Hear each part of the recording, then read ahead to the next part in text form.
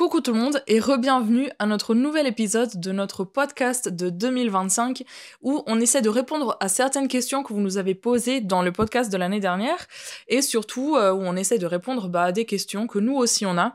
Donc cette année on va avoir plusieurs invités et c'est la raison pour laquelle on a décidé de ne faire que des enregistrements plutôt que des vidéos pour donner accès justement à plus de personnes qui sont loin de chez nous de pouvoir faire ça, de pouvoir participer à notre podcast.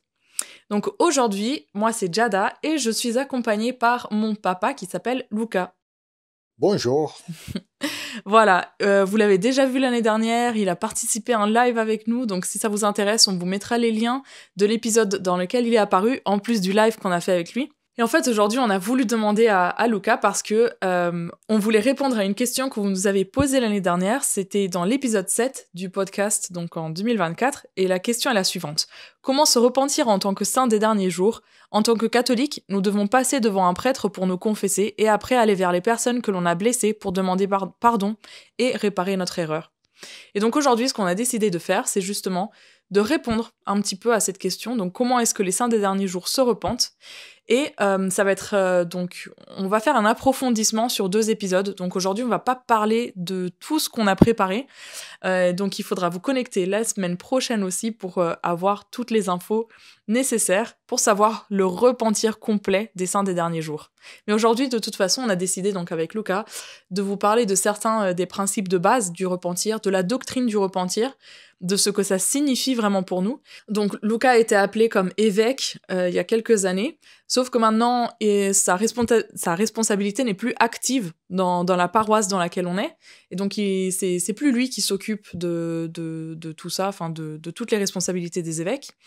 On va pas en parler aujourd'hui exactement des responsabilités des évêques parce que je pense que Luca, tu me le diras, mais je pense qu'il y en a tellement que c'est pas. Oui, en effet, il y a d'autres choses, oui. Mais vous n'hésitez pas, si vous voulez en savoir plus, vous nous le marquez dans les commentaires et puis on vous écrira sans souci pour vous expliquer ce qu'est un évêque et ce qu'il a à faire. On a un manuel qui explique en profondeur beaucoup des appels et beaucoup des responsabilités qu'on a au sein de l'Église. Donc franchement, il y a plein de choses qu'on peut vous donner pour que vous compreniez qui est un évêque. Aujourd'hui, on va se concentrer sur le processus du repentir en tant que saint des derniers jours. Et écoute Lucas, je peux te laisser la parole pour commencer un petit peu, parce que ça fait déjà longtemps que je parle. Écoutez, bonjour déjà. Je suis bien content d'être à nouveau avec vous. Et j'espère arriver à me expliquer correctement, que tout le monde qui n'est pas membre de l'Église puisse comprendre ce que j'ai à partager avec vous. Donc, le repentir, normalement, c'est lié au principe du fait qu'on a commis des péchés. Bon, du coup, c'est peut-être intéressant de dire que il n'y a aucune personne sur cette terre qui ne commet pas de péché. Il n'y a pas une seule personne qui est parfaite. Enfin, il y en avait une seule, c'était Jésus-Christ. Mais c'est juste Jésus-Christ et le reste de l'humanité, malheureusement, ça ne l'est pas. Donc, en gros, en fait, ce que je cherche de vous dire, c'est que le fait d'être sur Terre, c'est une progression.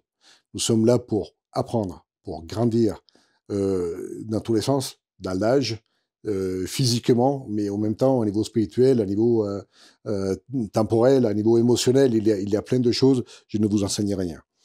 Le fait de péché, c'est quelque chose qui appartient à notre nature dans laquelle nous apprenons et nous faisons des erreurs.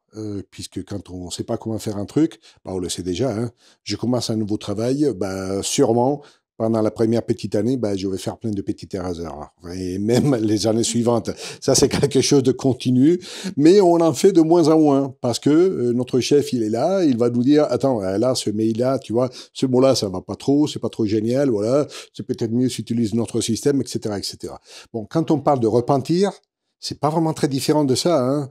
Je veux dire, si moi je suis maçon et je cherche de bâtir une belle maison, le chef il va me dire, écoute, il faut mettre aussi les ferrailles. Si tu mets pas les ferrailles, la maison elle va s'ouvrir en deux une fois que tu l'as bâtie. Donc ça va pas tenir. Voilà. Donc du coup, le repentir, ça revient au même, mais c'est au niveau spirituel. Donc du coup, qu'est-ce qui se passe à niveau du péché? Est-ce qu'on peut définir le péché pour chercher à comprendre, hein, parce que la façon d'exprimer ce terme de la part du Seigneur et de la part de ses dirigeants, donc des personnes qui travaillent et qui parlent au nom du Seigneur, c'est une désobéissance volontaire au commandement de Dieu. Alors ça, on le trouve dans les guides des Écritures. On a un guide des Écritures, ça s'appelle littéralement comme ça. Donc si vous voulez le trouver, c'est Guide des Écritures LDS. Moi, c'est toujours comme ça que je le trouve sur Internet. Et ça vient de là. Et en fait, justement, par rapport au guide des Écritures, dans la définition de péché, il y a plein d'autres petites définitions qui aident à comprendre un petit peu plus aussi ce qu'est le péché. Parce que tout à l'heure, on était en train d'en parler, on s'est dit désobéissance volontaire au commandement de Dieu, ça reste quand même quelque chose de très grand. Personnellement, pour moi, je trouvais que c'était pas assez spécifique. Mais Lucas a lu le reste des définitions qu'il y a aussi, et j'ai trouvé ça intéressant. Je trouvais qu'on arrivait un petit peu plus au point de ce qu'est un péché. Voilà, donc du coup, en effet, pendant la discussion qu'on avait avec Jada, c'est vrai que les Écritures, elles utilisent des termes qui... on peut utiliser le terme d'ancestral. Enfin, c'est des termes qu'on n'utilise pas aujourd'hui. C'est vraiment du vieux de chez vieux. Mais en même temps, si on regarde la définition, ce que ça veut dire, par exemple, lié au péché, il y a le terme de rébellion, par exemple. Mais qu'est-ce que c'est la rébellion? Aujourd'hui, aujourd'hui, si on parle de rébellion, bien sûr, on parle de guerre, machin truc. Mais selon les Écritures, rébellion, à niveau spirituel, qu'est-ce que c'est? C'est une attitude de défi à l'égard du Seigneur. C'est un refus de suivre les dirigeants qu'il a choisis et désobéissance délibérée à ses commandements. Ça, c'est la rébellion. Donc, du coup, si on y réfléchit bien, ça, on le voit tous les jours. Hein. Enfin, c'est pas quelque chose de compliqué. Ça fait partie de notre vie quotidienne. J'ai regardé aussi le terme d'injustice qu'il y a dans les Écritures, qui est relié, si vous voulez, au terme de péché. Et donc, la définition est personne qui n'aime ni Dieu, ni les choses de Dieu, et qui ne soutient pas sa cause. Ben ça, franchement, tous les jours, on le voit. Enfin, il faut pas vraiment se cacher derrière trop de choses. On regarde la télévision, on écoute la radio, on voit les gens autour de nous, et ça, c'est quelque chose de souvent. J'ai trouvé aussi un autre terme qui est toujours relié au terme de péché, c'est la souillure. Bon, ça aussi, c'est un terme vraiment antique, mais souillure, c'est l'impureté spirituelle due à la désobéissance délibérée à Dieu. Bon, ça aussi, dit de cette manière-là, on le comprend beaucoup mieux. L'impie, par exemple, dans les Écritures, on le trouve dans le Nouveau Testament vraiment beaucoup. Mais qu'est-ce que c'est un impie? C'est quelqu'un ou quelque chose qui n'est pas en accord avec la volonté et les commandements de Dieu. C'est un méchant et c'est un pervers. Messieurs, dames, vous êtes d'accord avec moi?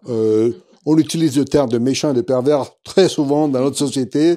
C'est pas quelque chose de anodin. Impie, c'est un terme antique, mais il est bien compréhensible aujourd'hui. Donc tout ça, c'est rattaché à la notion de péché. Et une chose que j'étais en train de penser juste maintenant, parce que je trouve que c'est vrai que c'est des mots qui sont assez forts, mais une chose à laquelle j'ai vraiment pensé, c'est que il y a beaucoup de choses dans beaucoup de ces définitions qui sont reliées au péché, c'est que c'est des choses qui ne sont pas en accord avec la volonté et les commandements de Dieu. Alors il faut savoir que même quand on ne croit pas en Dieu, on peut être capable de faire des choses qui sont en accord avec la volonté et les commandements de Dieu, même si on ne s'en rend pas compte. Donc on n'est pas en train, en disant toutes ces définitions, on n'est pas en train de dire que tous ceux qui ne font pas partie d'une église, qui ne sont pas chrétiens, ou qui ne croient pas forcément en Dieu à 300%, sont des impies, des injustes, des méchants, des rebelles et des offenseurs. Il y a des personnes dans l'église qui sont des pécheurs et qui sont des injustes, qui sont des méchants, qui sont des rebelles, qui sont des offenseurs. Et il y a des personnes qui sont en dehors de l'église, qui ne sont pas injustes, qui ne sont pas méchants, qui ne sont pas rebelles, parce qu'en fait, ils vivent avec des principes qui ne sont pas au courant, qui au final sont les principes de Dieu. Donc il faut bien faire la différence. On n'est pas en train de dire que tous ceux qui sont en dehors de l'église ou qui ne croient pas en Dieu comme nous, on croit en Dieu, sont des pécheurs et des mauvaises personnes. Pour moi, c'était important de le dire. Moi, j'ai juste lu des définitions, hein, juste pour donner une idée, mais cela ne veut pas dire que membres de l'Église n'est pas membre de l'Église, les non-membres sont tous des pécheurs, les membres sont des pécheurs. Absolument pas. Voilà, absolument pas. Enfin, ça appartient à l'humanité en général. Oui, c'est vrai, comme tu as dit au début. Il y a des justes de partout, il y a des injustes de partout. C'est vrai. Nous sommes en train d'apprendre. Chaque jour, nous apprenons quelque chose. Chaque jour, nous vivons quelque chose, que ce soit du bon ou du mauvais. Il y a tellement de situations, il y a tellement de décisions prises par des milliers de personnes autour de nous. Ça complique bien sûr les choses. Et je sais très bien que vous savez ce de quoi je parle. Mais encore, en reprenant les principes de l'évangile dont Jada parlait, donc le manuel, le chapitre 19, il y a une phrase qui me parle, qui me dit « Les péchés ralentissent notre progression spirituelle et peuvent même l'arrêter. » Tandis que le repentir nous permet de reprendre notre développement spirituel. Et donc le repentir, c'est une bénédiction qui est rendue possible par l'expiation de Jésus-Christ. Donc, si on reprend ça, on le contextualise dans le monde du travail, pour vous dire. Je suis employé dans une boîte d'administration, je fais des choses que je pense être bonnes, puis après mon chef me dit, cette procédure, tu l'as pas suivie correctement, et ça a enclenché des problèmes avec le reste des services qui sont reliés à ce que tu es en train de faire. Donc il faut que tu changes ta manière de procéder afin que tout le monde puisse travailler de manière correcte. Si moi, je ne change pas ma manière de faire, bien sûr, l'entreprise pour laquelle je travaille, il va être dans la galère, c'est clair. Et les conséquences, elles peuvent être de tous les types, de toutes les façons. Donc, je vous enseigne rien pour ce qui concerne le monde du travail. Pour ceux qui ont déjà une expérience de travail, bien sûr, les jeunes peut-être, ils sont exclus, mais à l'école, ça revient un petit peu au même. Oui, c'est vrai qu'à l'école, c'est pareil. Hein. On peut remettre ce type d'exemple un peu de partout. Mais si on reste dans le monde spirituel, le fait que je continue et je m'entête dans un truc qui n'est pas bon, clairement, à un moment donné, ça va m'enraciner dans une habitude qui n'est pas bonne et qui va m'éloigner du Seigneur, de Dieu, le Père. Et donc, du coup, le Seigneur me dit, fais en sorte que tu puisses te remettre en ordre, afin que tu puisses bien communiquer avec moi, être bien avec moi, afin que je puisse t'aider le plus possible à t'en sortir de ta vie, qui est déjà difficile, parce que je sais comment c'est difficile ta vie, dit le Seigneur. Je ne rentre pas puis dans la doctrine de l'expiation et de la vie de Jésus-Christ, de pourquoi et de comment il est venu, parce que ça peut appartenir à notre podcast. Oui, tout à fait. Et de toute façon, pareil, là aussi, on a beaucoup de matériel qui parle justement de pourquoi Jésus-Christ est venu sur la Terre, de qu'est-ce qu'il a fait.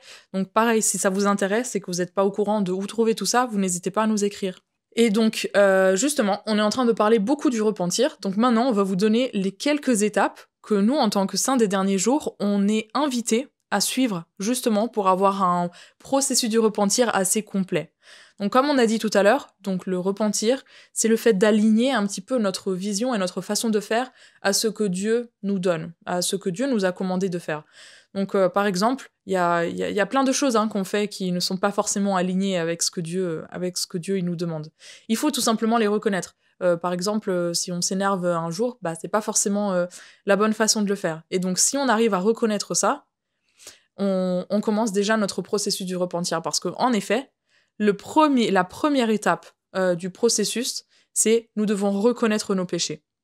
Donc c'est le fait de dire, en fait, d'admettre que nous avons péché, tout simplement. C'est simple à dire, c'est pas forcément simple à faire. J'ai eu une conversation avec mon beau-père qui a dit quelque chose qui était très intéressant. En fait, si on ne reconnaît pas que nous sommes en train de pécher, on ne peut pas, absolument pas, commencer notre processus du repentir. Parce que si on s'admet pas à nous-mêmes qu'on est en train de faire quelque chose de mauvais, on peut pas avancer dans les prochaines étapes. Parce que quelqu'un peut nous dire, écoute, tu t'énerves tout le temps, j'en peux plus, il faut que tu changes ça. Mais si nous, on ne reconnaît pas qu'on est en train de faire quelque chose de mal, si on ne s'admet pas à nous-mêmes, on peut pas honnêtement avoir un changement de cœur et changer cette chose. Donc, la deuxième étape du processus de repentir, c'est que nous devons éprouver du chagrin pour nos péchés. Donc, c'est essentiel que nous devons prendre conscience de la gravité de nos péchés et nous devons avoir le désir de nous en débarrasser et de les abandonner. Il y a tout un processus à faire, c'est un travail long, ce n'est sûrement pas simple, mais c'est une étape essentielle, ainsi que la première, bien sûr. Donc après avoir éprouvé du chagrin pour nos péchés, la prochaine étape, c'est évidemment abandonner le péché. Donc l'arrêter Et si par exemple, là il y a un exemple, si on a volé quelque chose, arrêtez de voler. Donc ne pas continuer dans le péché. Lorsqu'on se rend compte qu'on est en train de pécher, essayez au maximum d'arrêter et d'abandonner en fait ce péché. L'étape suivante, c'est celle de confesser nos péchés. Il est très important la confession du péché. Le Seigneur même nous a commandé de le faire. Puisque la confession délivre le pécheur d'un fardeau qui est vraiment lourd. C'est une étape essentielle. Ce n'est pas simple. Ce n'est pas simple d'en parler. Ce n'est pas simple parfois d'en parler avec un étranger. Même un évêque, enfin un évêque dans notre église, donc un pasteur, ça peut être pas simple du tout. Et en fait, ce qui est intéressant dans cette idée de confesser, c'est qu'il y a certains niveaux, entre guillemets, de confession. Il y a certains péchés qu'on peut tout simplement confesser au Seigneur. Il y a d'autres péchés qu'on va avoir besoin d'une aide extérieure. Donc on va forcément avoir besoin de les confesser à notre évêque. Et il y a certains péchés qui vont aller un petit peu au-delà de juste ce que l'évêque peut nous aider à surmonter. Et on va en parler la semaine prochaine, justement. C'est un thème qu'on veut vraiment, vraiment aborder. C'est quelques niveaux, en fait, de péché qui vont amener à ces quelques niveaux de confession. On va pas y rentrer exactement dans le détail aujourd'hui parce que c'est assez vaste et on voudrait vous en parler dans un épisode bien spécifique. Et donc, après avoir justement confessé, on doit réparer notre péché. Et réparer notre péché, comme on avait dit tout à l'heure, par exemple, si on vole quelque chose, bah forcément, ça va être soit compenser le vol, ou alors aller en parler avec la personne. Si on a fait du mal à une personne, c'est aller en parler à la personne et puis essayer de réparer le mal qu'on a fait. Si on a dit des paroles blessantes, c'est essayer de justement lui demander pardon. Et plein d'autres choses. Franchement, je pense qu'une chose qui est un peu compliquée peut-être dans le repentir, c'est que pour se repentir, on a vraiment besoin d'inspiration. Parce que je peux pas vous donner toutes les idées de réparation que vous aurez à faire ou qu'on aura à faire lorsqu'on commet un péché. Il y en a tellement, comme il y a tellement de péchés, et c'est pour ça qu'on a tellement besoin en fait d'être proche du Saint-Esprit et de Dieu pour savoir comment se repentir. Et en effet, l'étape suivante n'est pas non plus aussi simple que ça. C'est celle de pardonner aux autres. Le fait de pardonner, euh, ça appartient tout à un monde intérieur qui n'est pas forcément celui de la logique. Ça appartient à un monde intérieur qui appartient plus au cœur. Mhm. Et le cœur, c'est difficile de le contrôler. Et donc le pardon vrai et réel et profond, il va au-delà du simple fait de dire je te pardonne rationnellement. Parce que souvent, il y a toujours quelque chose qui reste derrière. Et donc le fait de pardonner aux autres, c'est un travail qui parfois prend une vie entière. Mhm. Ce n'est pas quelque chose qui se fait en 5 minutes. Enfin, il y a peut-être des fois que ça se passe aussi facilement, mais dans la plupart des cas, c'est quelque chose de demandant. Il y a une écriture que j'aime énormément dans Doctrine Alliance 64.9 qui dit « C'est pourquoi je vous dis que vous devez vous pardonner les uns aux autres, car celui qui ne pardonne pas à son frère ses offenses est condamné devant le Seigneur, car c'est en lui que reste le plus grand péché. » Et c'est très dur, c'est une écriture qui est assez directe, qui est assez dure à entendre et à comprendre. Mais c'est vrai qu'au final, si on est en train de demander pardon, on est en train de se repentir, donc de demander pardon à Dieu, et on demande à Dieu de nous pardonner de nos péchés, alors forcément, on a besoin aussi d'être capable de pardonner aux autres. Et ça veut pas dire qu'on accepte les péchés que les autres sont en train de faire ou le mal que les autres ont fait. Mais ça veut tout simplement dire, ok, je comprends que t'as une situation qui aggrave ta façon d'être, et je sais que tu m'as fait du mal. Peut-être que tu l'as fait exprès, peut-être que tu l'as pas fait exprès, mais c'est pas à moi d'en juger, et donc je te pardonne. Je laisse aller le sentiment de négativité que j'ai contre toi, parce que j'ai besoin de me libérer, justement pour pouvoir recevoir moi-même le repentir, et pour pouvoir avoir une vie en paix.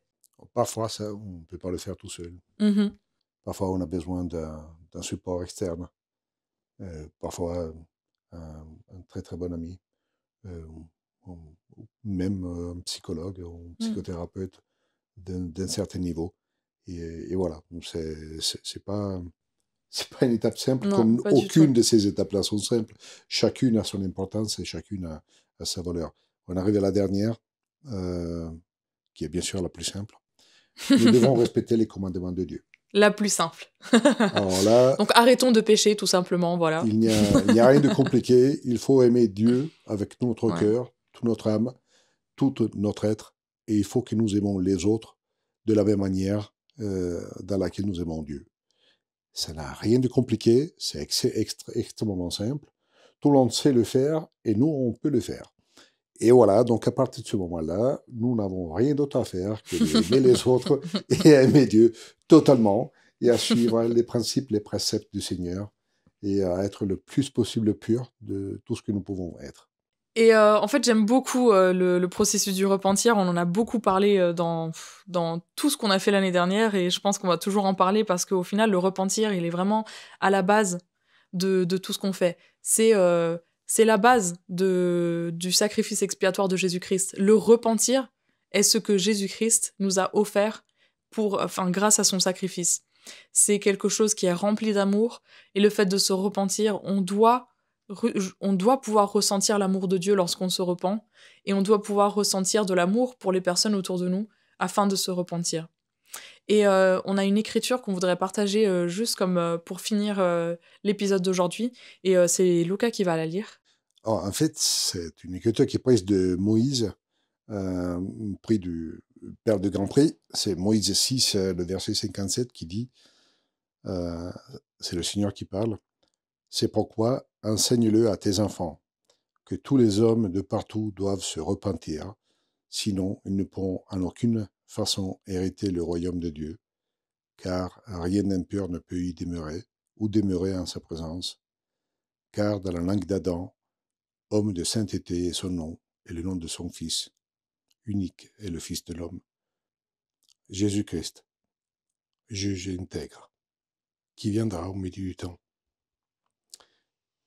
Et donc, dans cette écriture, le Seigneur, il commande aux hommes sur la face de la terre d'enseigner ça à ses enfants. Et donc, ça aussi, ça fait partie de nos commandements. Enseigner le principe du repentir. Merci beaucoup Luca pour cet épisode. Rappelez-vous qu'on a encore un épisode qui parle justement du repentir la semaine prochaine. Connectez-vous parce que on va parler de beaucoup de choses très intéressantes. On va parler justement de l'amour avec lequel normalement les dirigeants et les personnes qui nous aident à nous repentir devraient nous aider à le faire. Et du principe en fait d'amour qui est appliqué au repentir et dans plusieurs des processus qui nous aident justement à nous repentir de façon complète. Merci à tous donc d'être là, de nous avoir suivis, d'être arrivés jusqu'ici, et donc on vous dit à la prochaine. À la prochaine.